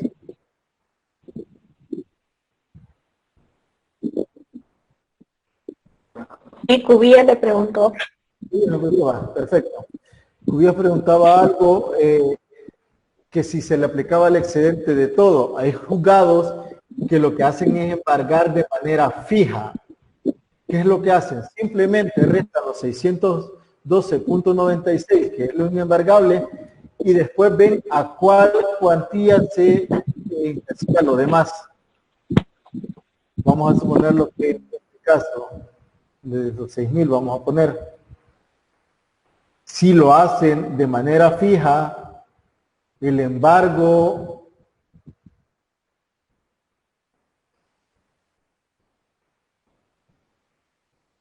va a ser de 1.346.74. Difiere un poco en cuanto al monto.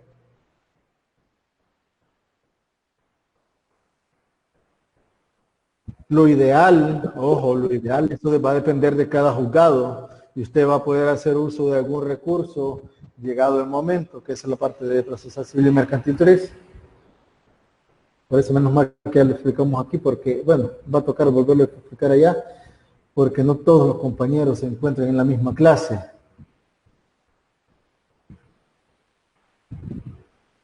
Sucede que si usted lo aplica de manera fija, el descuento o lo que se le va a embargar son 1.346.76, en el ejemplo que hubiera sido el secretario técnico de la presidencia.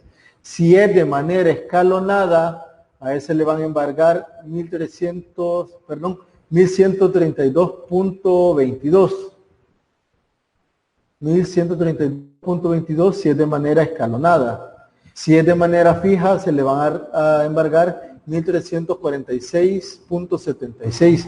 Si notan, hay una diferencia de aproximadamente 220 y tanto de dólares, la diferencia entre hacerlo de manera fija y hacerlo de manera escalonada.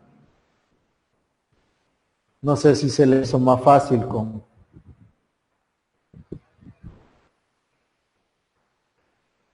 Sí, la verdad, sí. Explicándolo de esa forma, sí.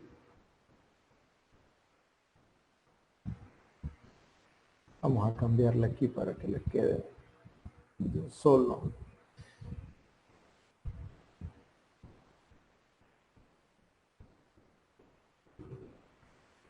$106.48.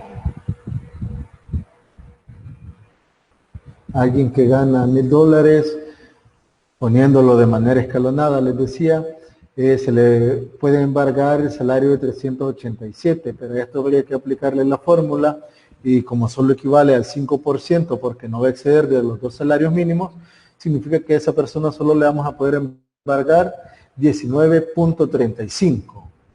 Si la persona ganara los $6.000 que poníamos en el ejemplo,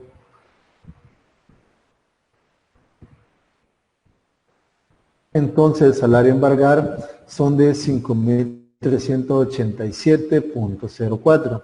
¿Por qué? Porque ya ese ya le restamos los 2 salarios mínimos. Y a ese le vamos a aplicar las diferentes cuantías en la forma que aparece aquí y nos va a dejar que le podemos embargar a alguien que gana $6.000, le podemos embargar hasta un máximo de $1.132.22. No sé si les queda claro.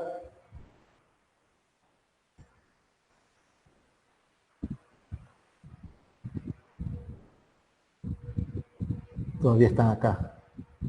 Sí, Sí. sí, ¿estamos bien? Sí.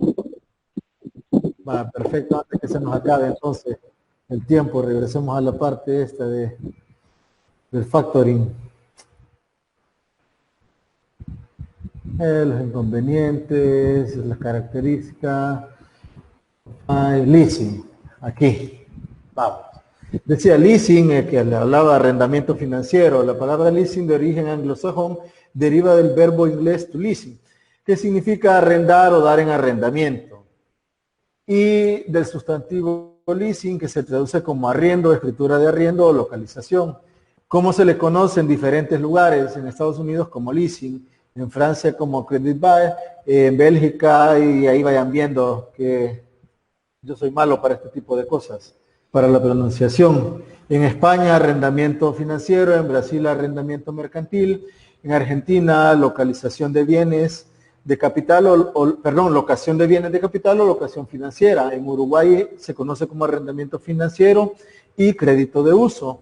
En Perú como arrendamiento financiero, que es la más común. Aquí en el país se le conoce como arrendamiento financiero, así aparece regulado, pero si usted a alguien le dice, mire, queremos hablar de un leasing, usted entienda que le están hablando de un arrendamiento financiero. ¿En qué consiste? Dice que el contrato de arrendamiento financiero o leasing se estima que una determinada entidad financiera, llamada sociedad de arrendamiento financiero, adquiere una cosa para ceder su uso a una persona durante un cierto tiempo, la cual habrá de pagar a esa entidad una cantidad periódica, constante o variable, eso dependerá del monto que se le asigne, la forma que usted quiera pagar, y transcurrida la duración del contrato, el concesionario, es decir, la persona que tiene el bien, tiene la facultad de adquirir la cosa a un precio determinado, que se denomina residual, es decir, lo que usted va a pagar, se hizo para 60 meses, se llegaron esos 60 meses, lo que hace falta por pagar al final de esos 60 meses es lo que usted dice, vaya, aquí está, y tiene la opción de comprarlo.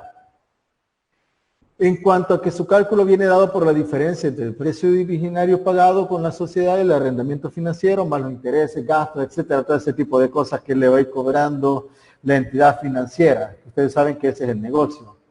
Entremos rápido a la parte de, bueno, les quedó claro lo del contrato financiero, que lo habíamos explicado antes, pero aquí creo que con las diferentes formas en las que se le llaman y esta partecita, creo que les puede quedar más claro. No sé si tienen duda de lo que era el arrendamiento financiero o leasing.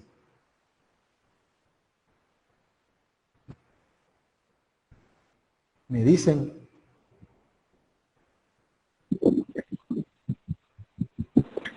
Tengo una pregunta. Dígame. En cuanto que usted dijo que estaba lo que es el arrendamiento financiero y el arrendamiento operativo.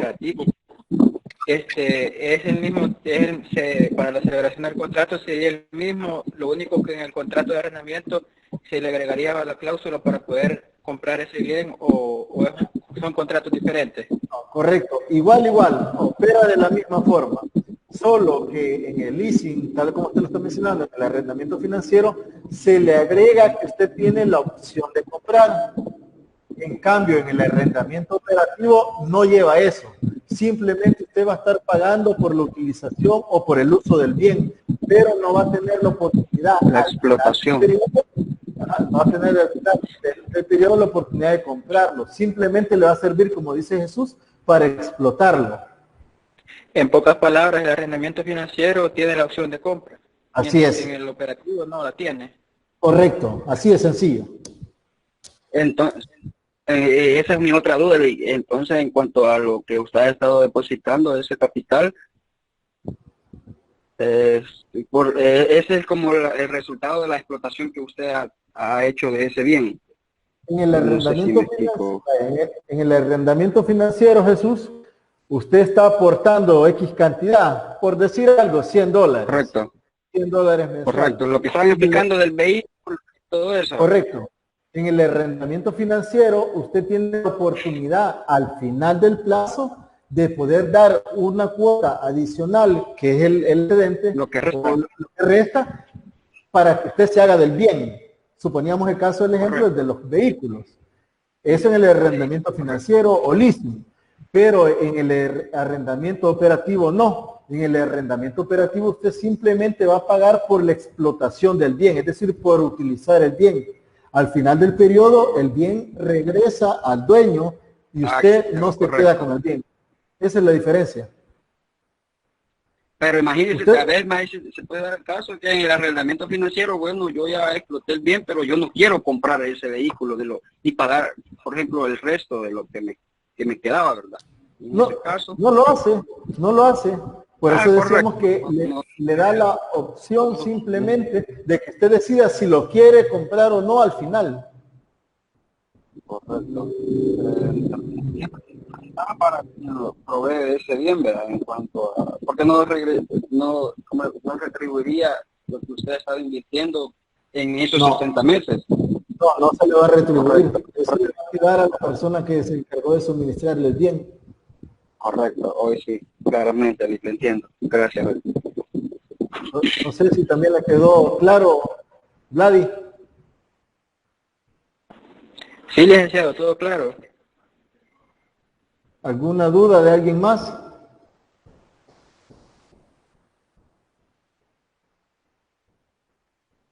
Bueno.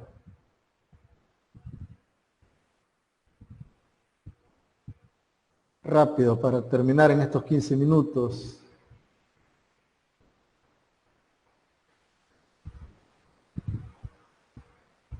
Sí se ve, ¿verdad? Contratos bancarios. Sí. Vale, perfecto. Dice que el contrato bancario no es nada más que la manifestación de voluntad acordada por un cliente o usuario y un banco, que está destinado a regular los acuerdos expresados en relación económica u operación bancaria plasmada en un instrumento jurídico. Ya vamos a ver la importancia de esto. Dice, el contrato bancario es un documento legal en el que se constituye formalmente la práctica de una operación bancaria. En este las partes expresan legalmente los términos acordados, es decir, todo aquel acuerdo de voluntades que usted realizó, que en la realidad no ocurre, ya les dije, en la realidad es más un contrato de adhesión que un contrato de libre discusión. Dice, las cláusulas generales y o especiales que orientan cómo se dará cumplimiento a las obligaciones contraídas por ambas partes, la prestación y la contraprestación, el plazo, condiciones de desembolso o depósito de fondos, las cargas y sanciones por los incumplimientos, etcétera. ¿Cuáles son las características de estos contratos bancarios en relación a los contratos civiles o mercantiles que conocemos? La característica primordial es el tecnicismo. Desde ahí lo van a lograr identificar. ¿Por qué? Porque si recuerdan ustedes los contratos mercantiles, ¿cuál era la diferencia con los contratos civiles?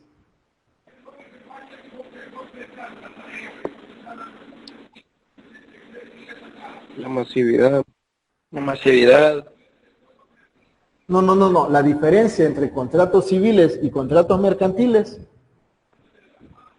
Son onerosos todos los mercantiles, ¿no? Son onerosos. Perfecto.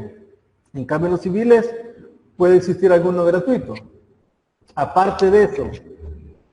Sí. Aparte de eso, la característica esencial, aparte de lo oneroso,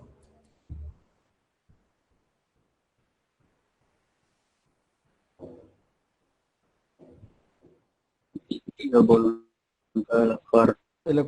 La voluntad es igual, existe en los civiles y los mercantiles.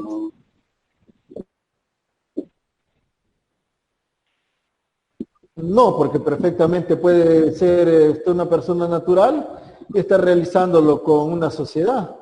Y ahí nos vamos a la parte aquella de que es por conexidad que usted se convierte en un sujeto de comercio.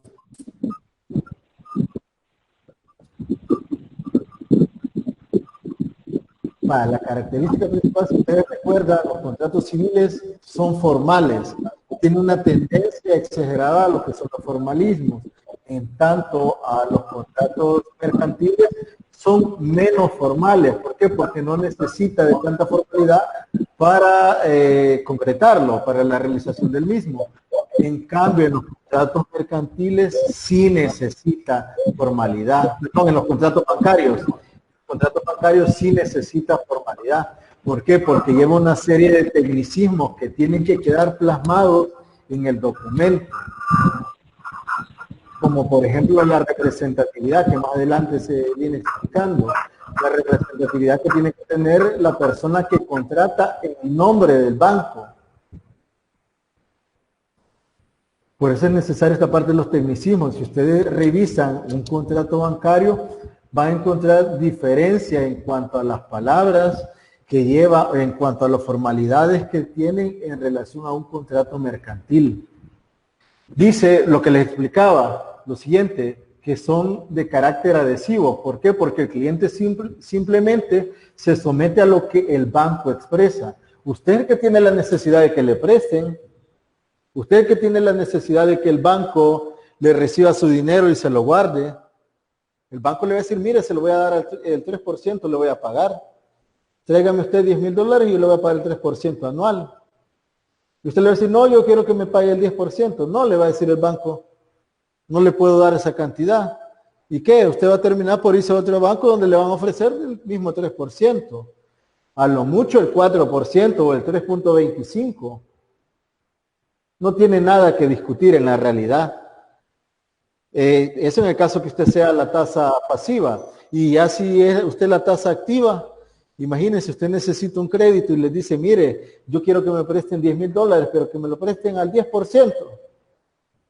Lo más seguro es que le digan, no, mire, nosotros aquí lo prestamos al 15%. Licenciado, en pocas palabras quiere decir que los contratos bancarios carecen de cierta manera de consensualidad. O sea, que no llegan como a un acuerdo, como dice usted, de que si es el 3%, ahí se queda, no puede subir la tarifa de interés. Sí, si bien es cierto. Realmente uno se somete. Correcto, si bien es cierto, se supone que existe un acuerdo de voluntades, el acuerdo de voluntades únicamente es en la contratación del servicio, ya sea que usted va a dejar en depósito el dinero o que usted va a someterse a un préstamo. Pero en sí, en la estructura del contrato, en los plazos, en los intereses, en todo eso, usted no lo puede discutir.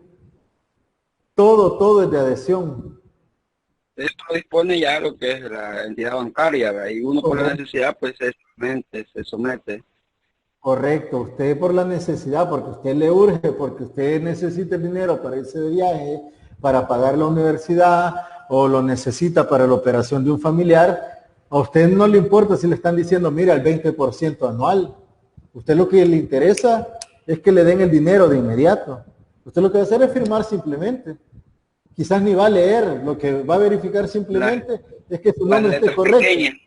Y la famosa letra pequeña usted la va a revisar. Y es cierto, o sea, quien ha tenido la oportunidad de tener un contrato, bueno, el que les mandé, si ustedes revisan es súper pequeñita la letra. Ya se lo puede imaginar impresa en una hoja de papel. ¿Qué? De papel bond. A ver, ¿dónde está? ¿Dónde está? ¿Dónde está? Simple.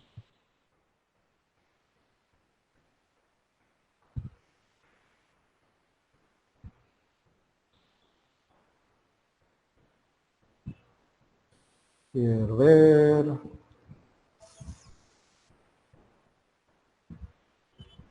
No fue aquí que se los mandé.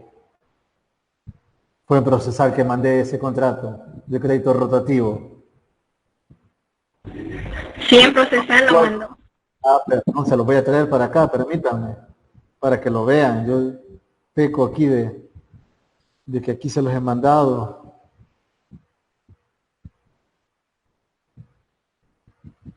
Ajá. Aquí está.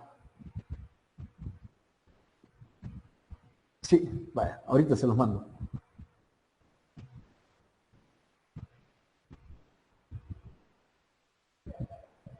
Aquí está. Dice, a ver, ya, hoy sí aparece enviado. Apertura de crédito rotativo, programa especial de préstamos, denominado crédito rotativo, denominado Extra Cash.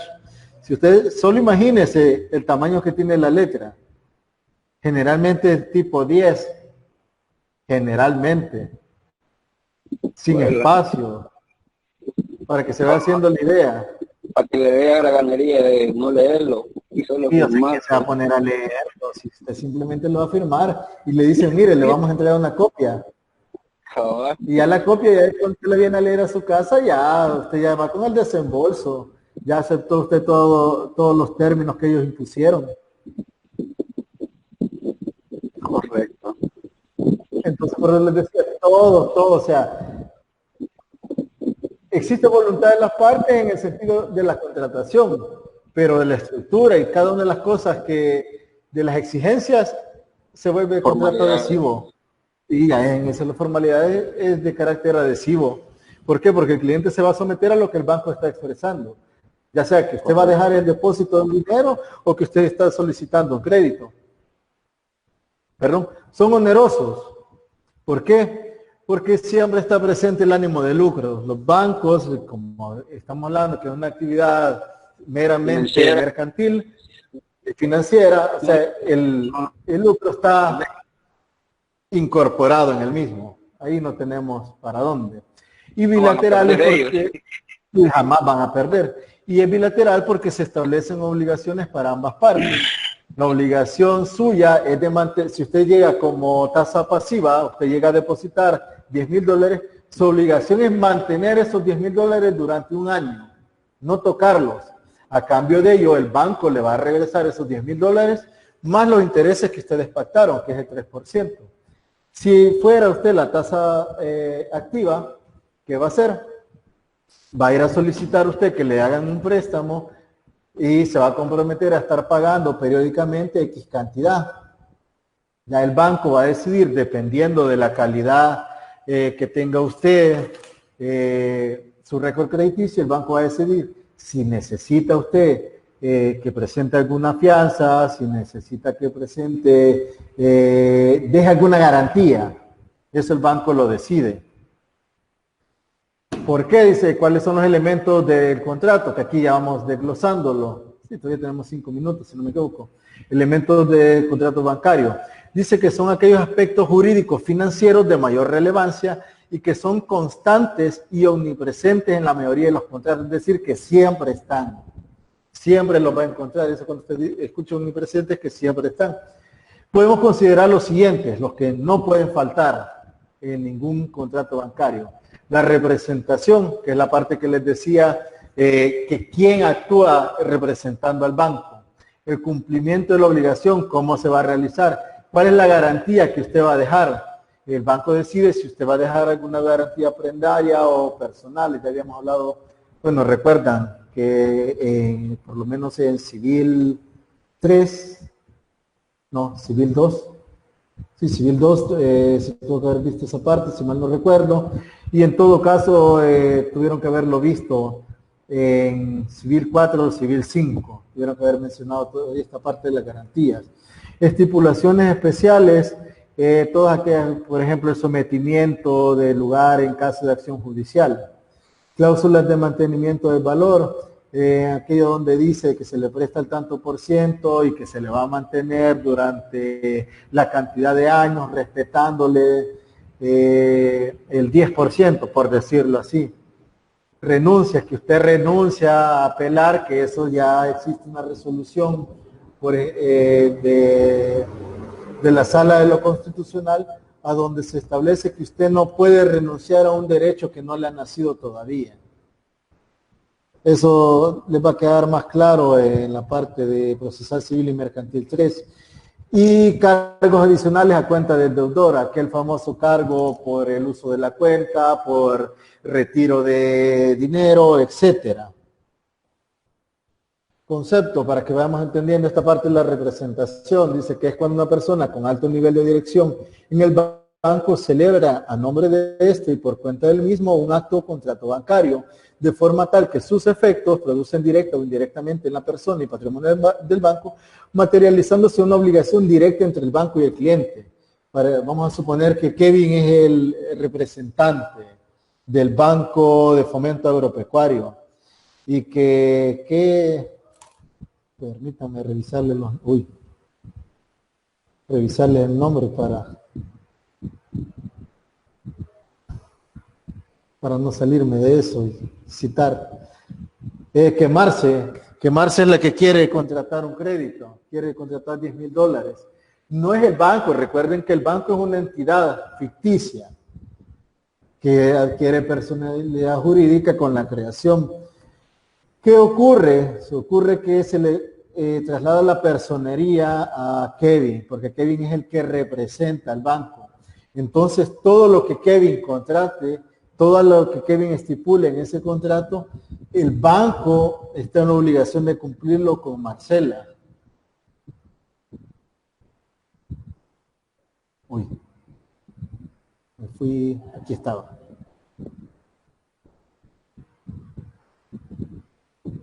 Solo vamos a terminar este. Luego decía los elementos, la representación bancaria se plasma en un contrato, el famoso mandato, ¿verdad?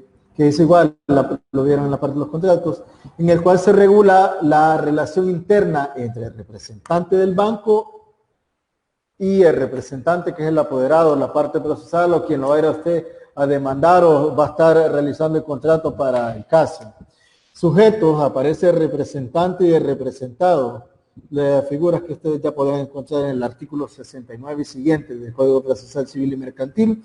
Y el objeto dice que es un acto, negocio o contrato que el representante practica en nombre del banco, que puede ser legal o convencional, las clases o maneras en las que se realice, y aquí cumplimiento de las obligaciones, que si gustan todo eso lo dejamos para la siguiente clase. Nos quedamos hasta aquí, hasta la parte de la representación. No sé si tienen dudas, me dicen, porque hemos llegado a la 1 de la tarde y entiendo que tienen otras clases posteriores. Hasta ahora no. ¿Todo está claro? Estamos bien, Nick. No hay dudas de nada. Los demás me dicen. Raquel, Yami, Tere, Gabriela Deras, Alexander. Todo bien. Y los demás no se me muestran aquí. Aquí lo puedo ver. Creo que ya asistieron todos, ¿verdad? Y que alguien de repente se separó por acá, no sé si se quedó siempre David. Sí, aquí me aparece al menos conectado. Esmeralda Pineda, Freddy Isaías, Gabriela Deras, Gerson Acevedo, Carlos Daniel, Cristian Hernández,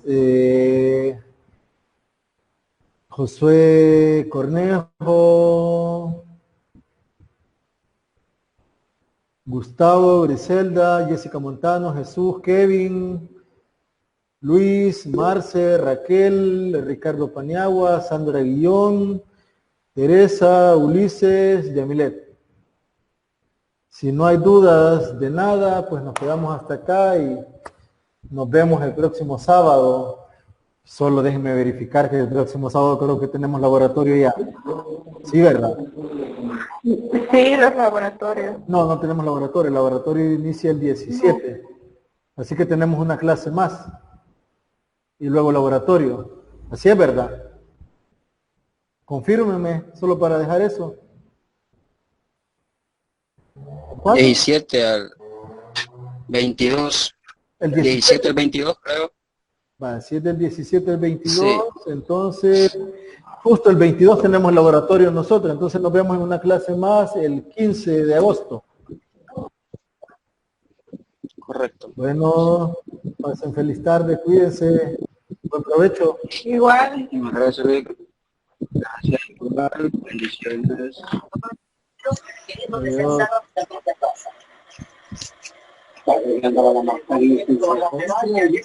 Yo vi que iba a tener. Así es, lo sabía Argentina, ya lo sabía Sarri, puede llegar a ser su último partido.